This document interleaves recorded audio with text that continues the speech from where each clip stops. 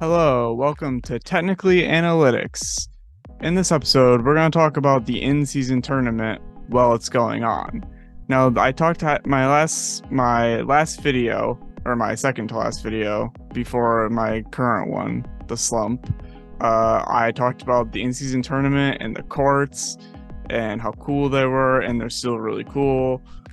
So I just want to give a little update on how the tournament's going. We're about halfway through group play for some teams, except for the Raptors, I believe, don't have any games played in the tournament at all. So with the exception of them, everyone's played at least one game. Some teams have played 3. So first team we're going to talk about is the Indiana Pacers in Group A. They're currently leading Group A with wins against Cleveland and Philadelphia. More impressively against Philadelphia, who is, I believe, the number 1 seed in the East right now as it stands. But for the Pacers, they've had an impressive run. Tyrese Halliburton has been putting up big numbers, I know, and they really have had some good tournament play. Now, of course, they've only played against Cleveland and Philly, and they have Atlanta and Detroit, which Atlanta will be more of a challenge. Detroit, they should beat them. Detroit is 0-2. You would expect the Sixers to probably get 2 wins against Atlanta and Cleveland. The Hawks, I mean, they have Philly still and the Pacers, so I don't know. We'll see how that's really going to test them. So moving on to Group B. We have the Heat. Now, the Heat have wins against Washington and Charlotte, which Charlotte's been playing okay. Washington, I mean, they're 0-2 in the tournament. So, surprisingly, the Bucks are only 1-0. They still have to play everybody. They played Miami in the last game. So, I'll be very curious to see how that goes. The Knicks are 0-1. I'm curious to see how they do. They should get at least a win, maybe 2, depending on how they do against.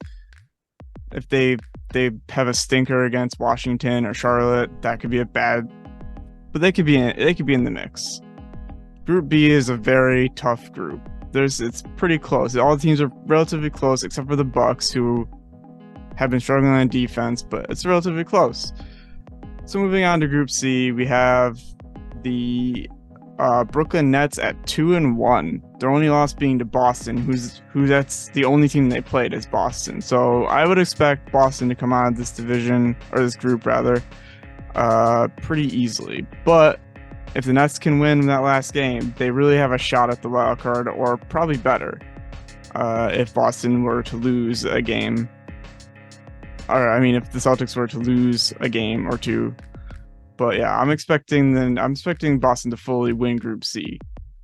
Now moving on to the West, we're going to talk about the 0-3 Grizzlies, losing to Portland, Utah, and the Lakers. Now, the most recent loss was yesterday, but as of recording, and that was an ugly game. There was a fight. They got into it. I'm curious to see how the Suns will do. They lost their first one against the Lakers, but they still have all the teams to play. Memphis is probably a lock to win. The Trailblazers, I don't really know what you're going to get. I'm thinking like 2-2. Jazz, I mean, impressive that they're 2-0, but they have the Phoenix and Lakers coming up next, so we'll see. And in West Group B, we're going to go with the Dallas Mavericks, who are 1-2. Very surprising. They lost to Denver, not a shock. They lost to the Clippers, big shock. James Harden's been pretty bad for the Clippers. I don't know. The Clippers are kind of just done. Harden's a cancer. We all know that. It's obvious. Lost to the Pelicans. Not sure how they did that. Zion Williamson, that big contract. He's still playing, surprisingly. I mean, surprise, right? Like, and then they have Houston, which I fully expect them to be 2-2. They're almost finished with their thing. I fully expect the Nuggets to come out of this group. It's not even an issue. And the last group, Group C, we have the Timberwolves, who have impressively beat San Antonio, which kind of a disappointing tournament for them, to be honest. I mean, losing to Minnesota, who have been good, to be fair, and OKC, who have been good, to be fair. They have Sacramento and Golden State coming up. Don't see them getting many wins, if any. They've just been struggling a bit. The Thunder, you think would be better because they've been playing well, but losses to Golden State and Sacramento have kind of put them in a tough position. At best, they're going to be 2-2 if they win against Minnesota, but Minnesota's been playing hot. And the Kings, they still have all the games to play. Warriors, they could be 3-1, they could be 2-2. Like it could go either way. Moving on to the wild card, because the way the tournament's set up, if you missed my last video, is it's a round robin group play with no eliminations until group play is over, and then it's just a regular bracket knockout round. You know, if you play a game against the seeds play each other, and then they move on to the next round, and then there's a semifinal and a final in Vegas at the end of it, and the final does not count towards anything, but there is monetary rewards for the players. But again, like I said in my last video, it doesn't incentivize the fans, so it's kind of like, do we really care about this tournament? I don't know, but I am finding it pretty interesting how it's playing out.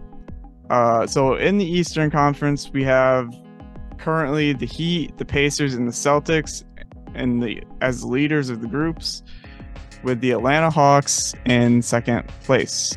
Now, the way they're seeding these is based off of point differential, so the next team on the wild card standings is the Milwaukee Bucks, but because of the point differential, the Hawks have the advantage, +6 over the Bucks, +5.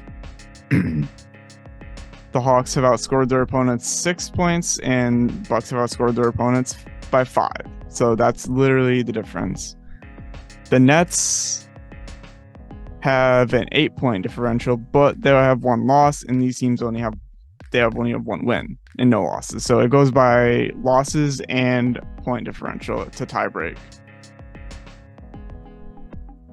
So like I said, I don't know about the Hawks. Like, they could easily go 2-2. I don't know that they're going to be there. I think the Nets have more potential to be there. We'll see how they play the Hornets, the Raptors, who haven't played a game yet. If they can beat the Raptors, then the Hawks have the Nets have a pretty solid chance of making it. And then in the Western Conference, we have the Lakers, Nuggets, and Timberwolves leading the groups. Probably not surprising, given that the Nuggets are really good, and they're probably going to win all 4 games, barring an upset.